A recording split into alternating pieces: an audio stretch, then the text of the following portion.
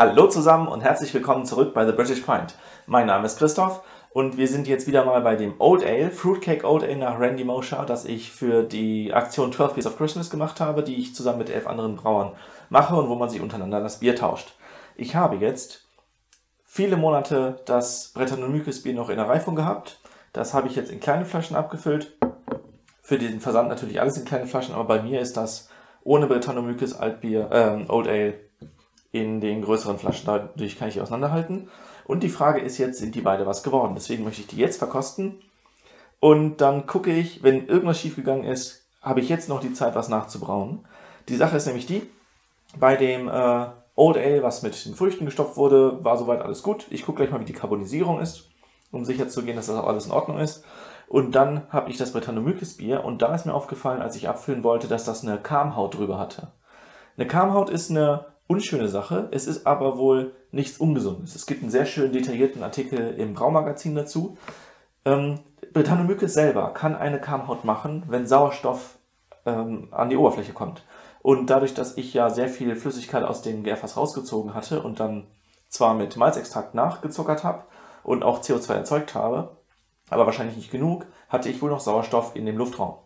Und deswegen hat das Brettanomyces sich anders verhalten, als wenn es komplett unter Luftausschluss gewesen wäre. Das Problem ist, natürlich kann das geschmackliche Probleme hervorrufen, auch wenn das unbedenklich ist zu trinken. Ich werde beides testen. Wenn ich das jetzt trinke und es geht mir morgen nicht gut, kommt das Bier sofort in den Ausguss und das wird natürlich nicht verschenkt. Wenn das natürlich jetzt einen Fehlgeschmack hat, zum Beispiel war es doch eine wilde Hefe, die aus den Früchten zum Beispiel kam, die habe ich ja nur mit kochendem Wasser übergossen und nicht 10 Minuten gekocht, das wäre sicherer gewesen, dann wäre zum Beispiel medizinischer Geruch, Heftpflaster hatte ich vor kurzem bei einer toten absterbenden Hefe, irgendwelche komischen Fehlaromen, die nicht dem Brettanomyces zuzuordnen sind, das wäre schon schlecht. Essig wäre auch ein ganz großes Problem. Je mehr Sauerstoff da ist, desto mehr kann die Hefe aus Alkohol Essig machen. Und es gibt eben auch Essigsäurebakterien, die direkt Zucker zu Essig verwandeln. Beides möchte ich nicht haben. Ein ganz leichter säuerlicher Geschmack ist wohl bei Brettanomyces typisch, aber eben nicht zu viel und das werde ich dann auch testen. So, und fürs Verkosten würde ich sagen, fangen wir mit dem normalen Old Ale an. Das ist also jetzt wirklich relativ authentisch zum Rezept von Randy Mosher. Carbonisierung scheint schon mal gut. Ja, der Geruch ist wie beim Abfüllen, sehr, sehr fruchtig. Ich hatte ja, was die Dosis anging, jetzt mehr Früchte im Verhältnis zum Bier als im Rezept, weil ich ja beim Umfüllen 8 Liter Bier verschüttet habe und deswegen ein bisschen verloren habe. So. Also Carbonisierung ist ordentlich, Schaum ist jetzt nicht super duper, aber ich habe auch jetzt nicht mit Schwung eingefüllt. Vielleicht mache ich das gleich noch. Früher habe ich immer Fotos gemacht für meine Verkostung, das habe ich schon lange nicht mehr gemacht. Ja, mal gucken, ob ich da noch eine schöne Thumbnail hinkriege. Also es riecht deutlich nach Früchten, aber es ist auch so eine dunkle Note bei. So ein bisschen, ja, sowas, so ein alter Charakter.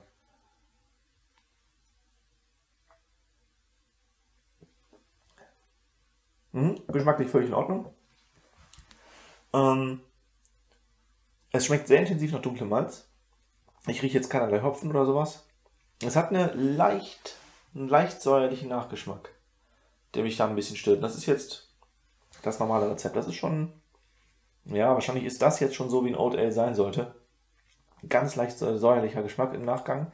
Das können natürlich Fruchtsäuren sein, ne? Also da sind jetzt sehr viele Früchte drin, der Zucker ist fort. Fruchtsäure bleibt übrig. Wahrscheinlich ist es das, weil es ist wirklich nur sehr leicht.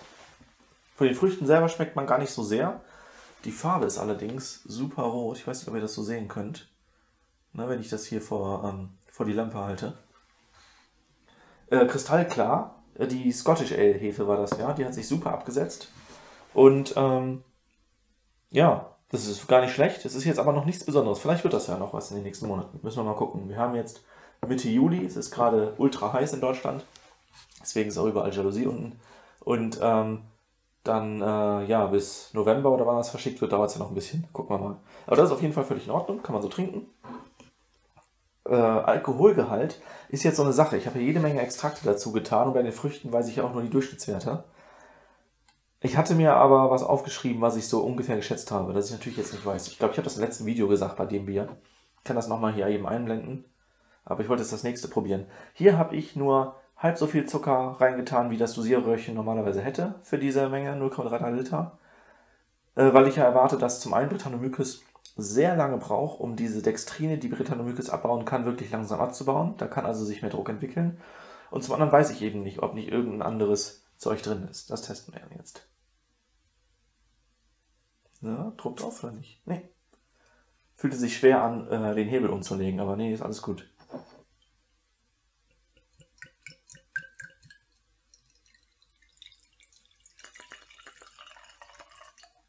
Okay, sehr wenig Kohlensäure. Ist ja logisch. Also es ist wirklich jetzt so halb carbonisiert. Passt aber sehr gut zu einem richtig lang gereiften Old Ale. Ja, gucken wir mal. Ja, das riecht ungewohnt. Brettanomyces habe ich noch nie verwendet. Ich würde sagen, so ein ganz klein bisschen dieses Stallgeruch, Pferdedecke ist ganz klein bisschen da, aber es riecht auch intensiver fruchtig als das andere. Kirscharomen sollten das sein, ne? Sauerkirschen, die der Brettanomyces da reinbringt. Ja, merkt man.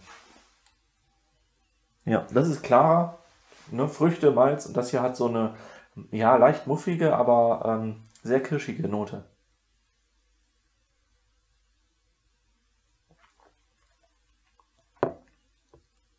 Ja, interessant. Schmeckt sehr alkoholisch. Aber sollte jetzt nicht Unmengen viel mehr Alkohol enthalten als das andere. Schmeckt wirklich deutlich nach Sauerkirschen. So Amarena-Kirsche noch eher. Es ist nämlich irgendwie noch leicht süßlich und säuerlich. Nicht saurer als das andere. Kein Essigstich. Das Ganze hat wirklich gut funktioniert, würde ich jetzt sagen. Es gibt Berichte, dass so Brettanomyces kam heute auch den Rest des Bieres vor Oxidation schützen. Da kenne ich die Zusammenhänge aber nicht genau. Oder ob das vielleicht andere Bakterien sind. Da gibt es aus den belgischen Brauereien irgendwie Erfahrungsberichte, die wahrscheinlich auch früher bei englischen Bieren so waren. Die schmecken auf jeden Fall beide sehr interessant. Ich kann jetzt nicht sagen, dass das für mich ein umwerfend leckeres Bier wäre. Aber das ist ja oft eine Sache der Zeit. Und wir haben jetzt, wie viele Monate haben wir denn jetzt? Ja, wir haben schon ungefähr 6 Monate. Aber gucken wir mal, wie es um Weihnachten rum ist. Alkohol schmecke ich jetzt bei dem zweiten ein bisschen raus und alkoholische Note, beim ersten gar nicht. Dafür, dass beides so, wie viel waren das denn? 7%, 8% ungefähr. Ich werde beim zweiten auch nochmal abschätzen. Ich habe es zwar gemessen, aber das war der Abend, bevor wir nach England gefahren sind. Wir sind nachts gefahren. Ich war völlig übermüdet vom Packen und ich wollte unbedingt noch das Bier abfüllen, damit das nicht schlecht wird in der Zeit, wo ich nicht da bin.